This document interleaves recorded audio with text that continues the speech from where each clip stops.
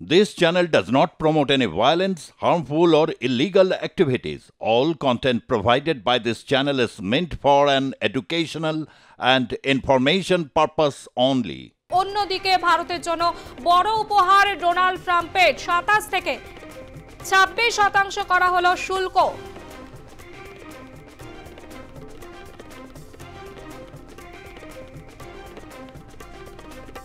সাতাশ থেকে ২৬% করা হলো শুল্ক এবং ইসরায়েল ও ভিয়েতনামের কমতে পারে শুল্ক। চীনের উপর শুল্ক চাপানোর পর এবার মার্কিন পণ্যের চীনের পাল্টা শুল্ক জেরে বিরক্ত ডোনাল্ড ট্রাম্প।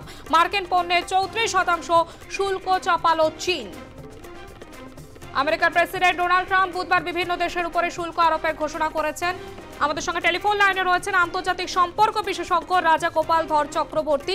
যারা জানতে চাইবো আপনার কাছে যে বৃহত্তম যে দুটি দেশ যে পরিস্থিতি তৈরি হয়েছে, একেবারে তো বাণিজ্য যুদ্ধ তাহলে শুরু হয়ে গেল, কি বলবেন? হ্যাঁ, দেখুন যেভাবে আন্তর্জাতিক বাণিজ্যের উপরে কর বসানো হচ্ছে, যাকে পরিভাষায় বলে ট্যারিফ। তো প্রথমে তো আমেরিকা চাইনার গুলোর উপরে বসিয়েছে প্রায় 34-35% এরকম। চায়নাও তাই রিটালিয়েট করেছে, একই ধরনের ট্যাক্স বসিয়েছে এবং 200 দেশের মধ্যে ব্যাপক বাণিজ্য হয়।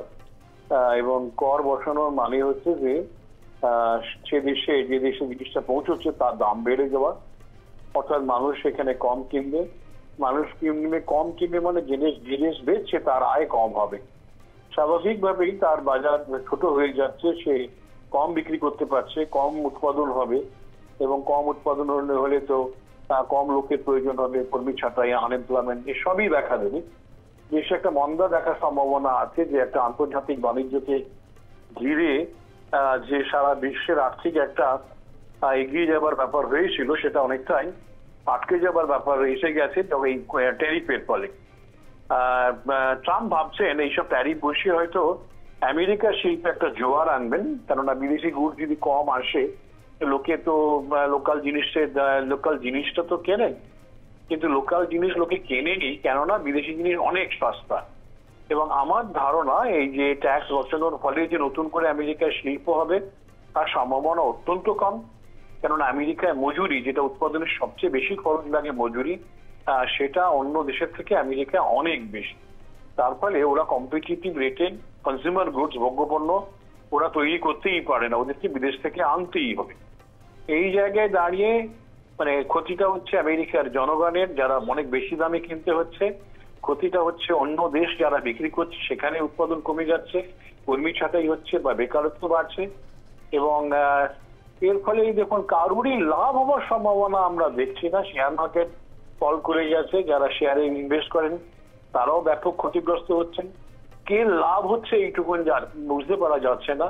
ট্রাম্পের ইগো একটা, সে হয়তো মনে করছে আমি কিছু একটা করেছি, অন্যদের টাইট দিয়েছি, অন্যদের একটা বিপদে ফেলেছি, এটাতেই হয়তো উনি আনন্দ পাচ্ছেন। ওনার ব্যবসা তো রিয়েল এস্টেট উনি ব্যবসা করেন, সেই ব্যবসা ক্ষতিগ্রস্ত হওয়ার সম্ভাবনা কম। এবং ওনার যারা সাথে আছেন, টেসলার মালিক ইলন মাস্ক, তারা কিন্তু ব্যাপকভাবে ক্ষতিগ্রস্ত হওয়ার সম্ভাবনা আছে। সুতরাং উনি খালি নিজের ব্যবসার স্বার্থ দেখলেন কিনা আমি জানি না। ভারতের সঙ্গেও সম্পর্ক খারাপ হওয়ার সম্ভাবনা।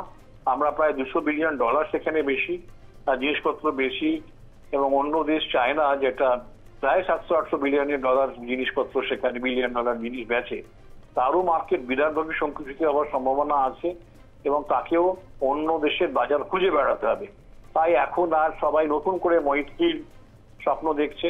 চীন ভারতের সঙ্গে মৈত্রীর কথা বলছে।